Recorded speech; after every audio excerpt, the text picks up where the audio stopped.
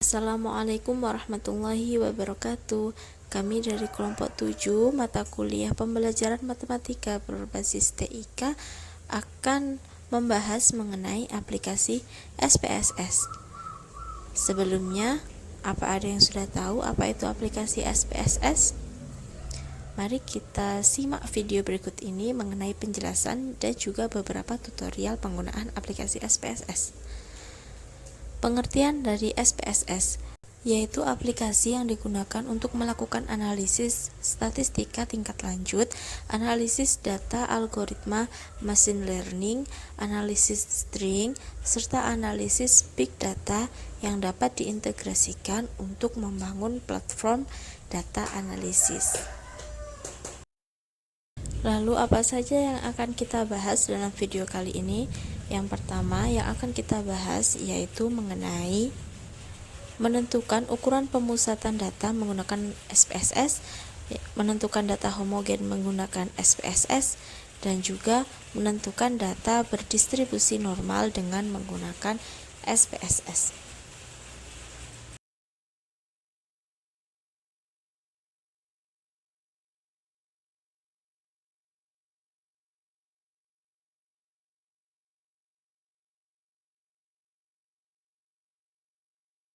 Nah, untuk yang pertama, kita akan menentukan ukuran pemusatan data menggunakan aplikasi SPSS, menggunakan bantuan aplikasi SPSS. Nah, yang pertama yang harus kita siapkan adalah aplikasinya, teman-teman. Di sini saya sudah menginstal aplikasinya dan saya juga sudah membukanya, teman-teman. Jadi, kita tinggal klik saja. Tampilannya seperti ini. Nah, untuk langkah pertama kita juga harus mempunyai data dulu ya teman-teman sebelum menghitungnya. Lalu kita ke variable view. Setelah kita klik, lalu kita masukkan nomor siswanya teman-teman. Nah, kita masukkan nomor siswa. Lalu untuk yang selanjutnya kita masukkan nilai siswa teman-teman. Nah, untuk numeriknya yang pertama kita ganti dengan string teman-teman. Jangan lupa kita oke terlebih dahulu teman-teman. Nah, lalu yang bawah itu kita nolkan teman-teman untuk desimalnya. Labelnya seperti namanya ya teman-teman, nomor siswa dan nilai siswa. Nah, untuk kolomnya tetap teman-teman, dan untuk like-nya kita pakai center semua. Nah, untuk itu yang nominal, lalu yang ke itunya scale ya bawahnya teman-teman. Lalu setelah itu kita ke data view. Jangan lupa kita copy dulu data yang telah kita buat tadi dengan syarat, lalu Ctrl C. Nah, setelah itu kita buka, kita klik, lalu Ctrl V teman-teman. Nanti akan muncul seperti pada gambar ya teman-teman. Nah, untuk yang selanjutnya kita ke analis, deskripsi statistik, lalu ke frekuensi teman-teman. Nah, untuk variabelnya kita klik yang nilai siswa teman-teman.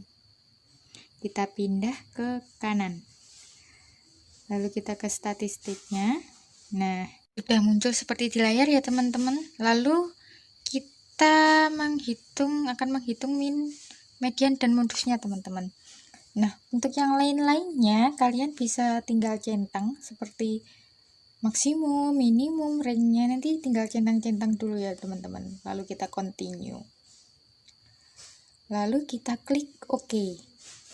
Nah, tampilannya akan jadi seperti ini teman-teman.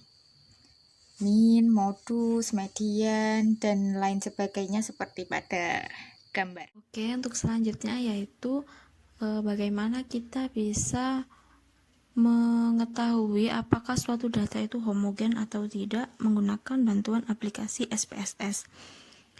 Pastikan teman-teman terlebih dahulu sudah memiliki aplikasi SPSS pada komputer masing-masing. Dan kemudian kita juga harus memiliki data. Di sini saya sudah menyediakan data pada file Microsoft Excel, yang mana data tersebut adalah data nilai matematika antar dua kelompok, yaitu kelompok A dan kelompok B. Pastikan teman-teman data yang akan diujikan pada SPSS itu berupa data numerik atau data yang berbentuk angka. Sebelumnya perlu diketahui bahwasanya pengambilan keputusan apakah suatu data itu homogen atau tidak itu berdasarkan ini. Suatu data dikatakan homogen apabila nilai signifikansinya lebih besar dari 0,05, dan suatu data itu dikatakan tidak homogen apabila nilai signifikansinya kurang dari 0,05. Setelah kita mengetahui patokan untuk pengambilan keputusan ini, maka kita bisa melanjutkan pada SPSS. Nah, setelah kita sudah memastikan bahwa kita tadi punya data yang akan kita ujikan, maka kita pilih menu variabel view pada pojok kiri bawah. Pada bagian name, kita isi sesuai dengan nama data yang akan kita uji. Maksudnya variabel apa yang bakal kita olah gitu ya. Kalau tadi kan saya pakainya tuh nilai dan kelompok. Maka di sini saya tulis pada kolom name baris pertama nilai, pada name kolom name baris kedua adalah kelompok. Selanjutnya kita harus memastikan pada kolom desimal bahwasanya nilainya harus 0. Begitupun yang di sini. Setelah kita pastikan nilainya 0, maka kita beralih ke kolom label. Pada kolom label kita isi sama juga tergantung dengan nama variabel yang kita pakai pada data kita. Di sini saya pakai nilai MTK dan juga kelompok. Kemudian pada kolom values di sebelah non ini ada titik 3, itu kita klik. Nah, di sini kita tulis value itu yang mana tadi kelompok A itu adalah urutan pertama. Yang label kita isi kelompok A. Jadi kelompok A itu urutan pertama gitu ya. Kita add, dan kemudian urutan kedua itu ada kelompok B.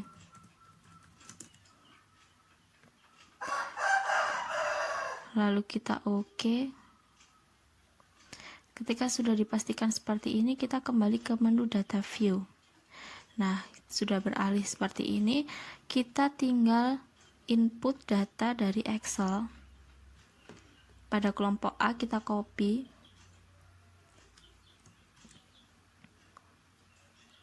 lalu kita paste pada kolom nilai. Nah, ini sudah masuk sampai urutan 20, nomor 20. Selanjutnya, untuk nilai kelompok B kita inputkan pada baris ke-21 hingga seterusnya. Kelompok B kita copy, lalu kita input pada baris 21. Nah, sehingga di sini jumlah barisnya itu sampai 40. Lalu pada kolom kelompok diisi apa? Yaitu sesuai pada value yang kita isi tadi. Kelompok 1 itu kan 1 sampai 20, baris ke 1 sampai 20, maka ya kita isi angka 1 sampai baris ke 20.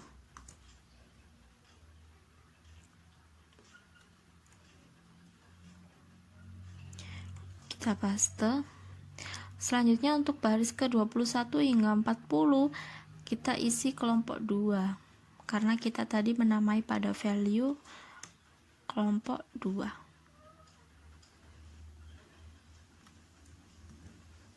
Jika sudah terisi semuanya seperti ini, sudah penuh dan sudah lengkap, kita klik menu Analyze. lalu kita pilih compare means, kita pilih bawah sendiri one way ANOVA, kita klik. Nah, kita akan disuruh untuk menginputkan nilai MTK dan juga kelompok, di mana nilai MTK ini harus kita input pada kolom dependent list. Selanjutnya untuk kelompok kita klik terlebih dahulu, lalu kita inputkan pada kolom faktor. Di sini kita klik. Nah, ketika sudah terinput seperti ini, kita pilih menu option. Pastikan homogeneity of variance test ini sudah tercentang karena kita akan menguji homogen suatu data. Lalu kita continue, kita oke. Sehingga dihasilkan tabel seperti ini. Test of homogeneity of variance. Kita fokus pada bagian pojok kanan yaitu nilai signifikansi. Di sini dihasilkan nilai signifikansinya 263 yang mana di depannya angka 263 ini harusnya ada 0, yaitu jadinya 0,263. Begitupun yang bawah 0,203, 0,204, seterusnya 0,273. Nah, hasil yang dihasilkan ternyata lebih besar dari 0,05 semuanya. Sehingga kita dapat menarik kesimpulan bahwa data yang kita uji ini tadi merupakan data yang homogen, seperti itu. Apabila ternyata dihasilkan pada kolom signifikansi ini hasilnya nilai signifikansinya itu kurang dari 0,05, maka kesimpulan yang dapat kita ambil adalah data tersebut tidak homogen, seperti itu.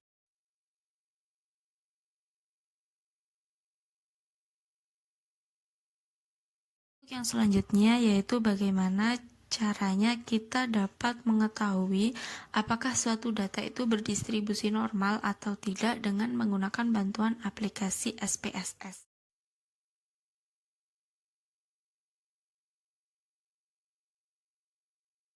Jika masih ada yang belum memiliki aplikasi SPSS, kalian bisa mendownload aplikasi SPSS melalui link yang sudah kami sertakan pada bagian deskripsi di video ini. Nah, untuk yang pertama, karena kita akan mengolah suatu data, pasti kita harus memastikan bahwa kita memiliki data yang akan kita olah. Di sini saya sudah menyediakan data sebagai contoh, yaitu saya menggunakan data nilai pengerjaan tugas matematika pada pagi hari dan siang hari, di mana pagi hari ini sebagai variabel X dan siang hari sebagai variabel Y. Untuk data, teman-teman bebas pakai data apapun, yang penting data tersebut bersifat numerik atau berupa angka. Setelah kita sudah memastikan bahwa kita memiliki data, maka kita bisa lanjut untuk mengolah data ini, apakah data ini berdistribusi normal atau tidak. Untuk sebelumnya, saya akan memberitahu terlebih dahulu bahwasanya definisi dari distribusi normal itu suatu data itu bisa dikatakan berdistribusi normal apabila nilai signifikansinya lebih besar dari 0,05. Sedangkan ketika data itu nilai signifikansinya kurang dari 0,05, maka dia dikatakan tidak berdistribusi normal. Seperti itu. Kita lanjut pada aplikasi SPSS. Setelah kita sudah memastikan bahwa kita memiliki data yang akan kita olah, kita terlebih dahulu membuka menu variable view pada pojok kiri bawah. Nah, tampilannya akan seperti ini. Teman-teman bisa mengisi pada kolom name. Kita isi sesuai variabel yang kita miliki. Kita tadi memiliki variabel yaitu X, kemudian Y. Saat kita mengisi variabel pada kolom name, maka kolom-kolom selanjutnya ini mengikuti secara otomatis. Kecuali pada bagian label. Kita harus mengisi keterangan variabel kita tadi. Variabel X tadi kan untuk data yang pagi hari. sedangkan pada variabel Y itu siang hari. Setelah kita mengisi pada menu di sini, pada variabel view, kita kembali pada menu data view pojok kiri bawah. Nah, di sini akan berubah variabelnya, yaitu menjadi X dan menjadi Y pada kolom 1 dan kolom 2. Selanjutnya kita akan mengcopy data yang sudah kita miliki tadi, akan kita paste ke SPSS pada menu data view. Di sini saya menggunakan data dengan jumlah respondennya 40. Kita copy, lalu kita paste. Nah, jika sudah terisi seperti ini, maka selanjutnya kita bisa pilih menu Analyze. Kita pilih Regression dan kita pilih Linear. Nah, jika sudah muncul menu seperti ini, kolom seperti ini, kita pilih pagi hari, akan kita masukkan pada kolom independen. Jadi pastikan teman-teman sudah mengklik terlebih dahulu pagi hari, lalu kita klik panah yang sebelah kirinya independen. Maka dia akan masuk pada bagian kolom independen. Dan selanjutnya yaitu kita klik pada variabel siang hari, variabel Y, dan kita masukkan pada kolom bagian dependent. Kita klik panah di sebelah kirinya dependent. Nah, maka dia akan masuk pada kolom dependent. Setelah seperti ini, kita klik pada tombol save terlebih dahulu. Save. Nah, pada menu kolom residuals, pastikan teman-teman sudah mengeklik unstandardized. Nah, pastikan teman-teman sudah mengeklik unstandardized. Jika sudah, kita bisa lanjut continue, lalu kita OK. Maka akan muncul data tabel seperti ini. Tapi bukan ini yang akan kita pakai, maka kita close terlebih dahulu. Dan di sini akan muncul kolom baru, yaitu res 1. Ketika sudah dihasilkan kolom baru seperti ini, kita pilih menu Analyze lagi, dan kita pilih yang non-parametric test. Lalu kita pilih Legacy Dialogs, kita pilih menu One Sample KS.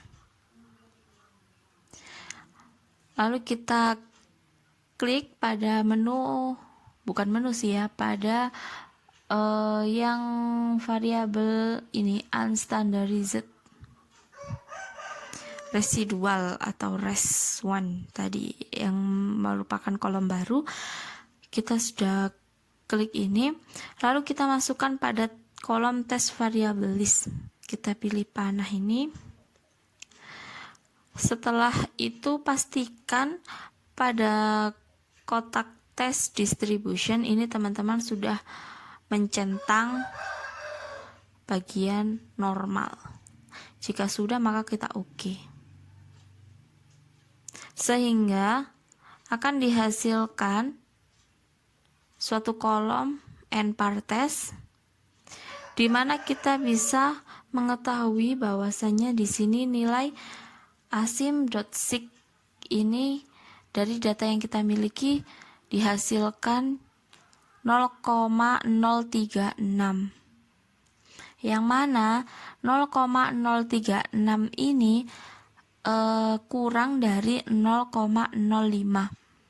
Maka bisa disimpulkan ketika hasil yang muncul pada asim.sig to child ini kurang dari 0,05, maka bisa disimpulkan data tersebut tidak berdistribusi normal. Seperti itu. Namun ketika di sini dihasilkan itu lebih dari 0,05, maka dia dikatakan datanya berdistribusi normal. Pada contoh kali ini ternyata dihasilkan datanya nilai signifikansi yang dihasilkan kurang dari 0,05, yaitu berjumlah 0,036. Maka disimpulkan bahwa data tersebut tidak berdistribusi normal.